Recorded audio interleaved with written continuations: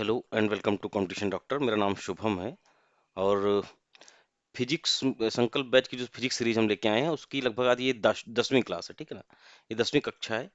10वीं क्लास में आज हम बात करेंगे साउंड के बारे में। ठीक है, इसके पहले हमने ग्रेविटेशन करा दिया है, यूनिट मेजरमेंट पे हमारी बात हुई है और फोर्स कराया था, उसके सारे लॉज करा दिए। मैं बेसिक बेसिक हर चीज़ें लगभग करा रहा हूँ और थोड़े ही दिन में ये फिजिक्स वाला सिलेबस हम खत्म भी कर लेंगे।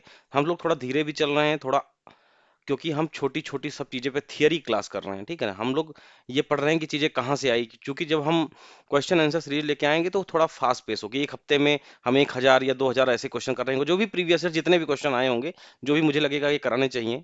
अब कोई चीज़ 10 बार आया तो मैं एक ही बार लेके आऊंगा। तो आप बस जुड़े रहिए और फिजिक्स और जो जनरल साइंस वाला सिलेबस है जिसमें फिजिक्स केमिस्ट्री और बायोलॉजी आ रही है वो सब कुछ कराया जाएगा, जीएस जीके मैथ्स सब करवाया जाएगा। ठीक है ना, तो थोड़ा बात करते हैं ध्वनि पे। ध्वनि क्या है? अच्छा, ध्वनि से आप क्या समझते हैं? तो एक तो इसकी डिफिनेशन पढ़ते हैं और उससे समझने की कोशिश करते हैं कि ध्वनि एक यांत्रिक तरंग है जो किसी माध्यम जैसे वायु, जल, ठोस, सॉलिड, लिक्विड एंड गैस में कणों के दोलन के द्वारा उत्पन्न होती है और अनुदैर्ध्य तरंग के रूप में माध्यम में फैलती है। अब हमको यांत्रिक तरंग पता है क्या यहाँ? ठीक है, अनुदैर्ध्य तरंग पता है क्या यहाँ? अगर ये दोनों पता होंगे तो हमें समझ में आएगा ना कि हम कहना क्या चाहते हैं। ध्वनि एक यांत्रिक तरंग है। अब यांत्रिक तरंग क्या होता है? यांत्रिक तरंग ये होता है। यांत्रिक तरंग क्या है? वे तरंगे जिन्हें प्रसार के लिए किसी भौतिक माध्यम की जरूरत होती है, जिन्हें किसी मटेरियल मीडियम की आवश्यकता होती है, वो होती हैं मैकेनिकल वेव्स। क्या होती हैं? जिन्हें मटेरियल मीडियम की आवश्यकता होती है, जिन्हें भौतिक माध्यम की जरूरत होती है, उन्हें यांत्रिक तरंगे कहते हैं। ठीक है, अब मैकेनिकल वेव, एक चीज तो समझ में आ गया कि ध्वनि क्या है, एक मैकेनिकल वेव है ना। मतलब उसको एक माध्यम की जरूरत है, जैसे इसे ठोस की जरूरत है, द्रव की जरूरत है, गैस की जरूरत है। ध्वनि निर्वात में नहीं चल सकता। इलेक्ट्रोमैग्नेटिक वेव की अगर बात करते हैं तो वो निर्वात में चलती हैं, लेकिन यहाँ बात हो रही है ध्वनि की। ठीक है, ठीक है, तो ध्वनि को चाहिए एक भौतिक माध्यम, ठोस, द्रव या गैस में ही चल सकती हैं। अच्छा, एक चीज तो यहाँ समझ में आ गया। क्या क्या लिखी थी डिफिनेशन? डिफिनेशन ने तो लिखी थी, ध्वनि एक भौतिक तरंग है जो किसी माध्यम।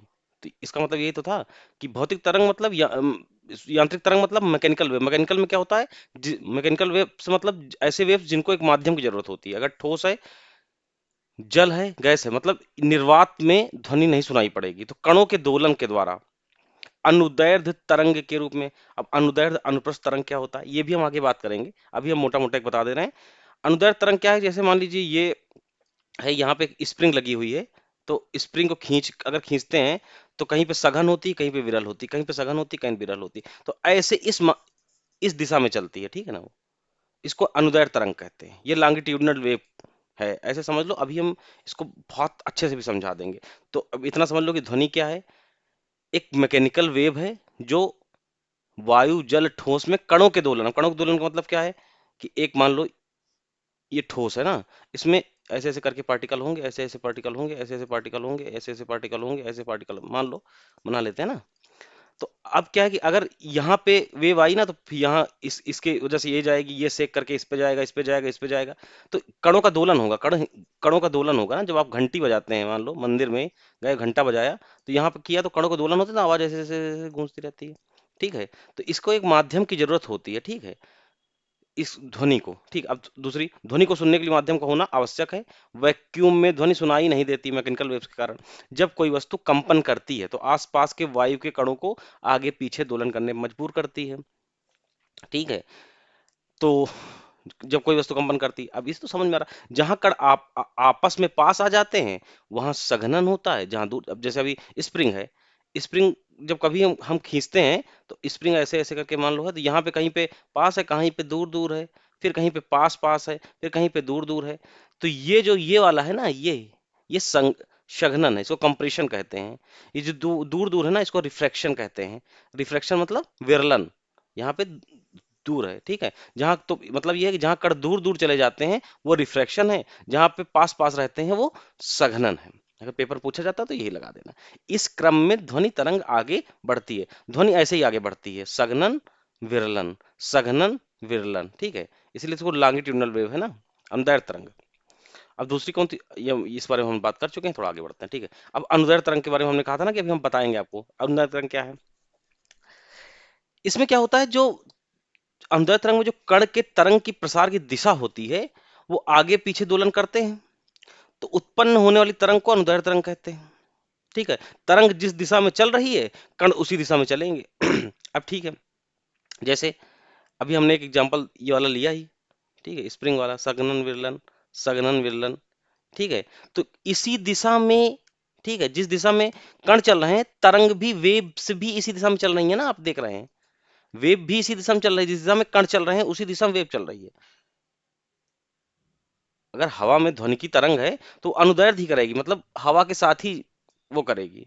यदि स्प्रिंग को आगे पीछे दबाया जाता है तो उसमें सघनन और विरलन बनते हैं, जैसे भी मैंने बताया, जहां पे इकट्ठा हो गई वहां सघनन, जहां थोड़ा दूर दूर वहां विरलन।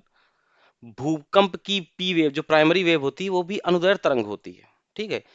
अनुदैर्ध्य तरंग का समझे, आगे पीछे जब दोलन करते हैं, आगे पीछे मान लो ये कण है दो, आगे पीछे दोलन कर रहे हैं ना, आगे पीछे दोलन, जब माध्यम के कण तरंग के प्रसार की दिशा में, तरंग मान लो, तरंग कोई तरंग है तो तरंग कैसे चलती है, ऐसे ऐसे तरंग जाएगी ना, तो इसी दिशा में अगर कण दोलन कर रहे हैं तो इसी दिशा में अनुदैर्ध्य तरंग कहते हैं, ठीक है। इस दिशा में जो तरंग ये उठ रही है इसी को तरंग, अनुदैर्ध्य तरंग कहते हैं ना, ये जो तरंग उठ रही है इसी को अनुदैर्ध्य तरंग कहते हैं। अब ठीक है, अब इससे समझ लो, अभी मैंने बताया था कंप्रेशन में पास पास चले जाते हैं अधिक दाब, जहां दूर चले ये कंप्रेशन, ये विरलन, कंप्रेशन, ये विरलन, कंप्रेशन, आगे विरलन, ठीक है। आगे समझते हैं अनुप्रस्थ, अब जैसे अनुदैर्ध्य तरंग होती है वैसे ही अनुप्रस्थ होती है, समझ लो समझने के लिए। जब माध्यम के कण तरंग के प्रसार की दिशा में लंबवत दोलन करते हैं, इसमें क्या है कि दोलन, उसमें क्या होता था कि स्प्रिंग ऐसे ऐसे, इसमें दोलन इस तरह होता है, इस तरह दोलन होता है, इस तरह दोलन होता है, ठीक है, ठीक है। अब इसके, इसके, इसके, इसके, इन सब ये चीजें भी इंपॉर्टेंट, ठीक है। अगर ये भी आगे हम अभी आगे बात करते हैं थोड़ा सा ना, नहीं तो आप कंफ्यूज हो जाओगे यहाँ पे। जब माध्यम के कण तरंग के प्रसार की दिशा में, जो पार्टिकल ऑफ मीडियम है, डायरेक्शन ऑफ जो प्रोपगेशन है वेव्स का, ठीक है, जो जिस वेव्स का डायरेक्शन ऑफ प्रोपगेशन है वो लंबवत है, वो ऐसे है कुछ, ठीक है। अगर इसको बनाएंगे तो आप बहुत ध्यान से देखेंगे तो ये ऐसे लंबवत है ना, ये अगर ये ऐसे ऐसे ऐसे ऐसे ऐसे बन रही है ना बेटा, लंबवत बन रही है, लंबवत बन रही है, लंबवत बन रही है, ठीक है। तो उसे अनुप्रस्थ तरंग कहते हैं, ये ट्रांसवर्स वेव हुआ, ठीक है। तरंग जिस दिशा में चल रही है, कण उस दिशा के ऊपर नीचे, उसमें क्या था, तरंग जिस दिशा में चलती थी कण भी उसी दिशा में चलते थे, लेकिन इसमें ऐसा नहीं है, तरंग जिस दिशा में चल रही है कण उसमें ऊपर नीचे वेव कर रहे हैं, ठीक है। पानी की सतह पर जो तरंगे बनती हैं वो ट्रांसवर्स वेव हैं, अनुप्रस्थ हैं। रस्सी में जो तरंग बनती है, कभी रस्सी ऐसे करो तो ऐसे ऐसे रस्सी होती है ना, ये ट्रांसवर्स है, ठीक है। Magnetic, electromagnetic wave, light wave, भूकंप में जैसे प्राइमरी पी तरंगे थी, वो अभी पी तरंगों की बात हमने बताई थी ना, पी तरंगे वो लॉन्गिट्यूडनल थी, ये ट्रांसवर्स है, ठीक है। या अनुप्रस्थ वो अनुदैर्ध्य थी। अब इसमें जब ऐसे करके, मान लो ऐसे करके हमने बनाया यहाँ पे, ऐसे ऐसे करके, ठीक है, यहाँ पे ये तरंगे ऐसे बनती हैं, ठीक है।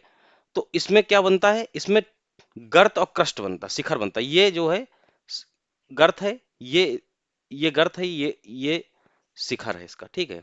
ये क्रस्ट है, ये टफ है, ठीक है। और इसके बीच की जो दूरी है ना, उसको करेंगे तरंग दैर्ध्य, लैम्डा से उसको करेंगे, ठीक है। वेवलेंथ कहते हैं, वेवलेंथ कहाँ से मापते हैं, इसके और इसके बीच की दूरी को वेवलेंथ कहते हैं, ठीक है। अब ध्वनि की आवृत्ति की बात कर लेते हैं। ध्वनि की आवृत्ति क्या है, बहुत ध्यान से समझना, कंफ्यूजन, आयाम और आवृत्ति में बहुत कंफ्यूजन होता है। ध्वनि की आवृत्ति वह संख्या है जो बताती है कि एक सेकंड में किसी कण के कितने दोलन होते हैं, ठीक है। मतलब अगर मान लो 5 सेकंड की बात करें, 5 सेकंड में ऐसे आ गया, फिगर की बात करते हैं, फिगर मतलब मोटा मोटा फिगर की बात कर लेते हैं, एक 5 सेकंड में ऐसे ऐसे ऐसे, ऐसे इतना फीवर निकल के आया, फिगर निकल के आया, मतलब कि 5 सेकंड में एक दो तीन चार, चार दोलन हो गए, तो ये उसकी आवृत्ति है, ठीक है। ऐसे समझ लो बस, अब समझ गए आप। इसे हर्ट्ज से मापा जाता है, इसका मात्रक हर्ट्ज होता है। और अगर फार्मूला की बात करें तो एफ फ्रीक्वेंसी बराबर कुल दोलन, जितने कुल दोलन हुए और जितना कुल समय लगा, ठीक है, जितना कुल दोलन हुए बटे कितना समय लगा, टाइम कितना लगा, ठीक है। इंफ्रासोनिक साउंड क्या होता है, जब फ्रीक्वेंसी 20 से कम हो, ठीक है, तो मानव कान उसको सुन ही नहीं पाता, उसको केवल महसूस करते हैं, हाथी और व्हेल ऐसी ध्वनियाँ का उपयोग करते हैं। अब श्रव्य जो है सुनने वाली ध्वनि है। अब ऐसे एक लाइन बना के उससे समझ लेते हैं। ठीक है, रुको यहाँ बना लेते हैं ये, सॉरी। तो ये लाइन बनाया, ठीक है। अब यहाँ तक 20 तक जो है, ठीक है, इनको इंफ्रासोनिक कहते हैं, इंफ्रासोनिक। अब यहाँ यहाँ तक 20 है, ठीक है, सॉरी। अब 22, 20,000, ये जो है ऑडिबल, ठीक है, ऑडिबल साउंड, इनको कहते हैं श्रव्य ध्वनियां। इससे और इसके बीच की सीमा के बीच में मनुष्य जो है सुनता है। इस आवृत्ति 20 हर्ट्ज से 20,000 हर्ट्ज के बीच की आवृत्ति के कुछ है तो मनुष्य सुनता है। इससे अगर ज्यादा हो गया, 20,000 हर्ट्ज से ज्यादा हो गया, तो इसको कहते हैं अल्ट्रासोनिक। अल्ट्रासाउंड सुना ही होगा, अभी इसके बारे में भी बात करेंगे थोड़ा सा आगे। इसको कहते हैं अल्ट्रासोनिक साउंड। इसको मानव का कान नहीं सुन सकता। इसको चमगादड़, डॉल्फिन इसका प्रयोग करते हैं, ठीक है, और मेडिकल में भी इसका प्रयोग किया जाता है। अब जैसे गिटार की तार को बजाने पर तेज तेज दोलन होता है, ठीक है। जब आप गिटार का तार करते हैं, जैसे जैसे हिलाते हैं ना, उसका दोलन तेज तेज होता है। तो उसमें क्या होता है कि एक सेकंड में ही बहुत, है ना, कई बार दोलन हो गया, तो उसकी हाई फ्रिक्वेंसी होगी। जब फ्रिक्वेंसी हाई होगी तो सुर तीखा निकलेगा, फ्रिक्वेंसी कम होगी तो सुर गहरा निकलेगा। इसको याद रख लेना। अब जैसे कहा कि यार किसी ध्वनि की तरंग की आवृत्ति एफ दिया हुआ है 170 हर्ट्ज, वायु में ध्वनि की चाल दी हुई है वी 340, तो तरंग दैर्ध्य निकालने का फॉर्मूला होता है लेमडा बराबर वी बाई एफ, याद रख लेना, ठीक है। अगर हमको पूछ लिया कि तरंग दैर्ध्य निकालना है, अब v दे दिया है, f दे दिया है, तो हम लेमडा निकालने में कितना समय लगेगा, डिवाइड करना है मात्र, कर लिए और लेमडा आ गया। अब तरंग दैर्ध्य क्या होता है, हम बात भी की, तरंग दैर्ध्य किसी तरंग के दो लगातार समान चरण वाले बिंदुओं के बीच की दूरी हमने बताया था, ये है तरंग दैर्ध्य। समान चरण वाले बिंदुओं के बीच की दूरी ये लेमडा है, इसको मीटर में रिप्रेजेंट करते हैं। अनुदैर्ध्य बताया था, दो संघनन और विरलन अनुदैर्ध्य है, और अनुप्रस्थ बताया था, अर्थ ये क्या नाम है, शिखर और गर्त के बीच की दूरी, ठीक। किसी तरंग में माध्यमों के कणों का अब आयाम क्या होता है, अभी तक हम बात कर रहे थे फ्रीक्वेंसी की, आवृत्ति की, अब आयाम की बात करेंगे। किसी तरंग के माध्यमों कणों के संतुलन स्थिति से अधिकतम विस्थापन, ठीक है, संतुलन इक्विलिब्रियम की स्थिति से अधिकतम विस्थापन को ही आयाम कहते हैं। ऊपर अब जैसे ये मैंने बताया था कि ये इतनी बार किया तो फ्रीक्वेंसी है, ये फ्रीक्वेंसी है, ठीक है। लेकिन अगर आयाम की बात करेंगे तो ये अगर ऐसे बनता है, तो आयाम ये यहाँ से लेके और यहाँ तक ये आयाम है, ठीक है, ये आपका आयाम है, याद रखिएगा हरदम, ठीक है। इसमें क्या है कि तरंग के कण कितना ऊपर नीचे आगे पीछे हिलते हैं, अधिकतम दूरी को ही आयाम कहते हैं, ठीक है। विस्थापन कितना करते हैं, जो संतुलन में है यहाँ पे, ठीक है, संतुलन में है तो संतुलन से विस्थापन कितना हुआ, कहाँ से कहाँ तक गए, उसको कहते हैं आयाम, ठीक, समझ में आ गया। आयाम में ध्वनि की तीव्रता तय होती है, ठीक है। जितना आयाम होगा उतना ज्यादा लाउड वॉइस होगी, वॉइस उतनी लाउड होगी। कम आयाम होगा धीमी आवाज होगी, आयाम कम है तो आवाज धीमी धीमी है, आयाम ज्यादा है मतलब एम्पलीट्यूड हाई है तो आवाज ज्यादा होगी। अभी कोई बात, यदि कोई गिटार के तार को हल्के से भी छेड़ता है तो आयाम छोटा होता है तो आवाज धीमी रहती है, अगर जोर से छेड़ता है तो आवाज तेज आती है, ठीक है। ये सुर की बात नहीं है, ये फ्रीक्वेंसी वाली बात नहीं है ना। अब थोड़ा सा एम्पलीट्यूड और फ्रीक्वेंसी में अंतर समझ लेते हैं, ये बहुत जरूरी है, इसी में कंफ्यूजन हो जाता है। जैसे परिभाषा क्या है, इसमें कण का संतुलन स्थिति से अधिक विस्थापन है आयाम में, अभी मैंने बताया ये चीज ना, अभी मैंने बताया था ना। अगर ऐसे यहाँ पे समझने के लिए बना लें, ठीक है, तो ये है आयाम, ठीक है, ये आयाम है। प्रति सेकंड उत्पन्न दोलनों की संख्या, इसमें क्या है कि एक सेकंड में अगर इतनी बार गया तो ये दोलन जितने बार हो रहे हैं, इसको कहते हैं आवृत्ति। इसको मीटर में मापते हैं आयाम को, और आवृत्ति को हर्ट्ज में नापते हैं। इसमें क्या होता है, ध्वनि की तीव्रता, इसमें लाउडनेस पे बात होती है आयाम से, इसमें सुर की बात होती है, पिच पे बात होती है, आवृत्ति में पिच पे बात होती है। अधिक आयाम होगा आवाज तेज होगी इसमें, लेकिन आवृत्ति अधिक होगी तो आवाज तीखी होगी, ठीक है। आवृत्ति आवृत्ति अधिक हुई तो आवाज तीखी हुई, लेकिन आयाम अधिक हुआ तो आवाज तेज हुई। आयाम कम हुआ तो आवाज धीमी हुई, लेकिन आवृत्ति कम हुई तो आवाज ऐसा हो कि लो पिच पे हो गई, गहरी आवाज हो गई, ठीक है। उसमें आवृत्ति अधिक हुई तो आदमी कहता ना कि इनकी बहुत यार फ्रिक्वेंसी हाई है, बहुत तीखी की आवाज है, बहुत कर्कशता है, तीखापन है, अगर आवृत्ति कम है तो बहुत लो पिच आवाज है, ठीक है। लेकिन अगर आयाम अधिक है तो आवाज तेज है, कम आवाज है तो आवाज धीमी है। ऐसे समझो, गिटार की तार को हल्के से छोड़ेंगे, जोर से बजाना, मतलब हल्के से बजाया तो हल्की आवाज आई, तेज से बजाया तो, लेकिन इसमें पुरुष की आवाज जैसे वो बहुत लो फ्रिक्वेंसी है। क्यों? क्योंकि गहरी आवाज है। महिलाओं बच्चों की आवाज हाई फ्रिक्वेंसी है, देखना तीखापन एक होता है महिलाओं की आवाज में, बच्चों की आवाज में तीखापन, ए पापा ऐसा। चलो थोड़ा बात करते हैं ध्वनि की चाल पे। अच्छा, यहाँ पे एक चीज आई है, पिच। पिच ना समझ में आओ तो मैं आपको पिच बता देता हूँ एक बार। ये पिच क्या होता है? पिच की परिभाषा है किसी ध्वनि की उस विशेषता को कहते हैं जिसमें हम ध्वनि को ऊंचा या नीचा महसूस करते हैं। अभी हमने बताया ना,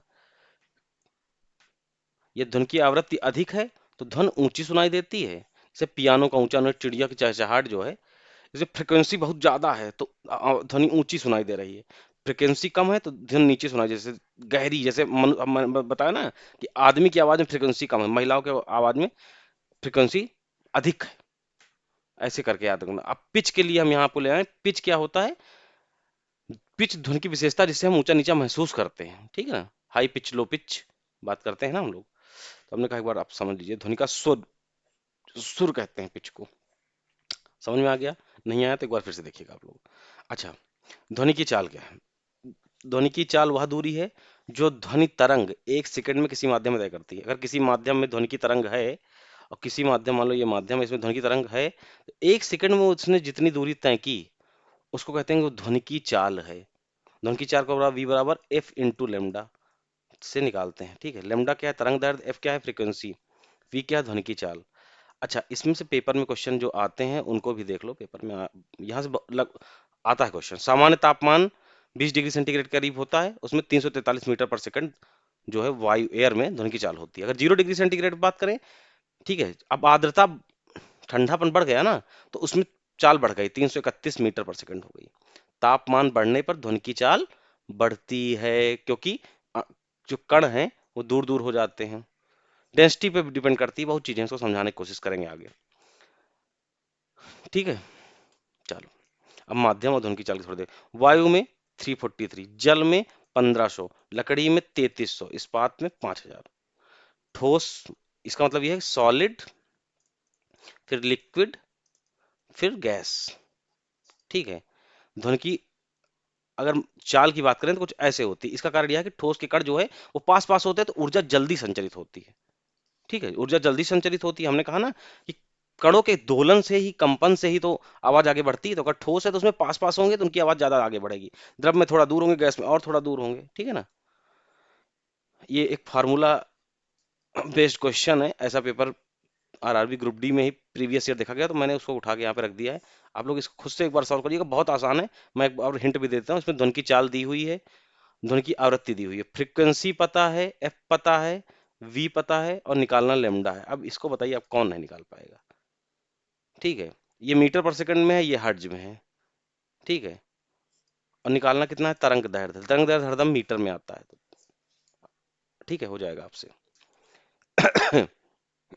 सॉरी, मैक नंबर की बात कर लेते हैं।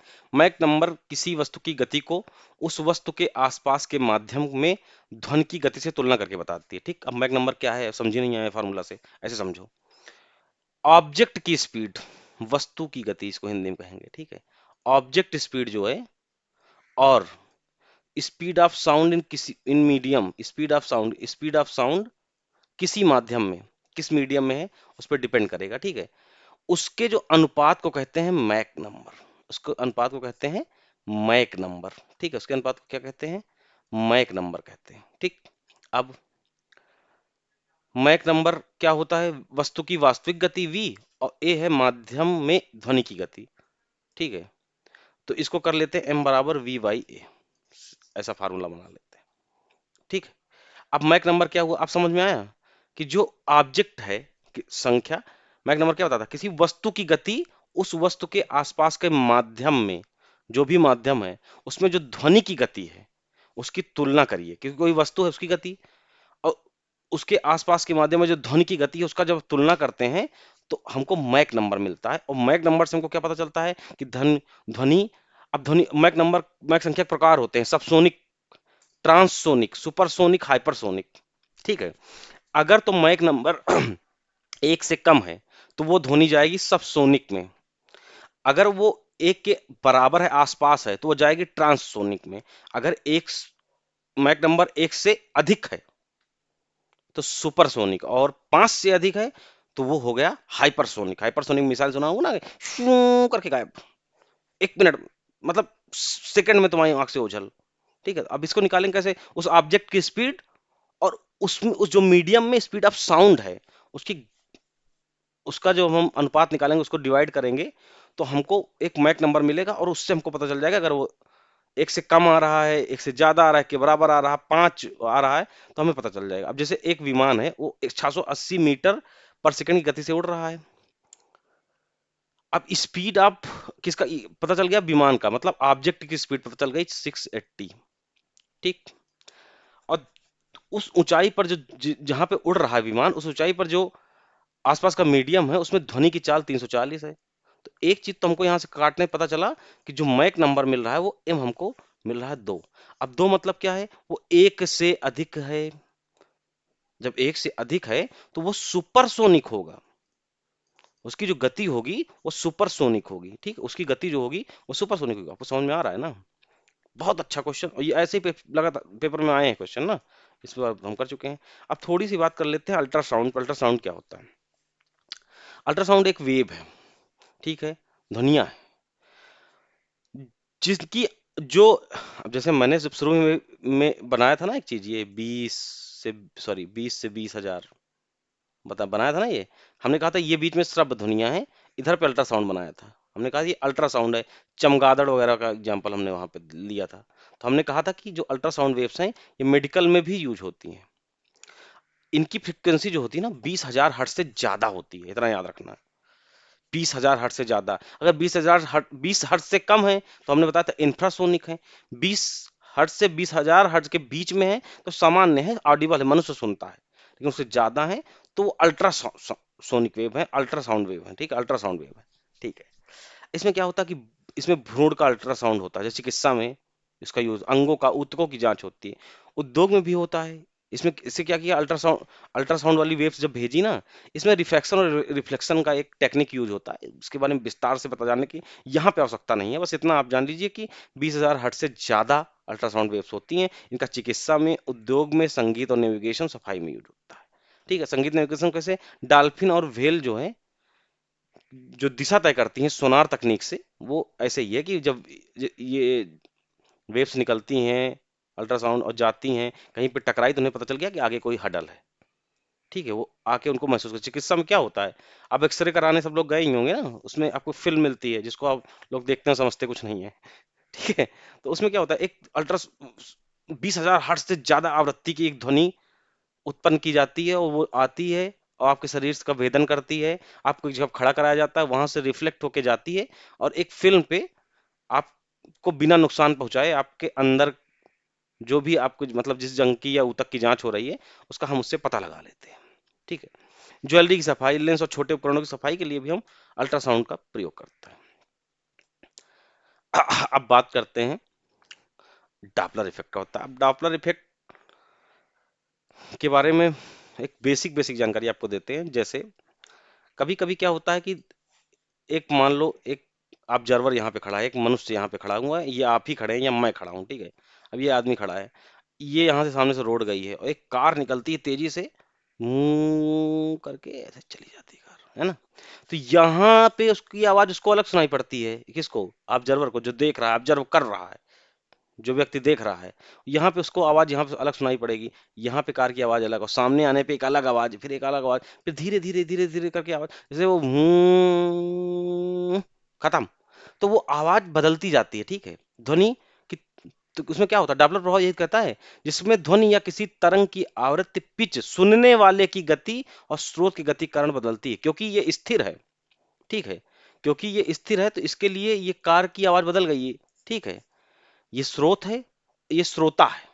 ठीक है, अब इसकी आवाज बदल गई, अगर ये इसके साथ ही गाड़ी में बैठ के उसी निकल जाता तो दोनों, फिर इसको आवाज सुनाई पड़ती ना इसकी, जैसे जो आवाज यहाँ इसने सुनी थी, जब यहाँ गया तो इसको आवाज अलग सुनाई पड़ने लगी, यहाँ गया तो इसको, इस व्यक्ति को अलग आवाज सुनाई पड़ने लगी, यहाँ चला गया तो धीरे धीरे करके कार जब आंख से ओझल हो गई, जैसे आपके सामने से कोई कार निकलती है, ट्रेन निकलती है, पू करके ट्रेन आती है, धीरे धीरे कर छुक छुक छुक छुक छुक छुक छुक करके फिर आवाज खत्म हो जाती है ना। अगर हम उस ट्रेन के साथ दौड़ने लगे तो तब तो हमें लगातार वो ट्रेन के चलने की आवाज सुनाई पड़ेगी ना। तो हम यही कहना चाहते हैं कि जिसमें ध्वनि या किसी तरंग की आवृत्ति या पिच सुनने वाले की गति, जो आदमी सुन सुन रहा है उसकी गति और स्रोत की गति के कारण बदलती है। मतलब ट्रेन की गति उसके कारण ही तो बदल रही है। अगर ये रुका है तब आवाज उसको अलग अलग आ रही है, साथ चलता तो उसको ना आती।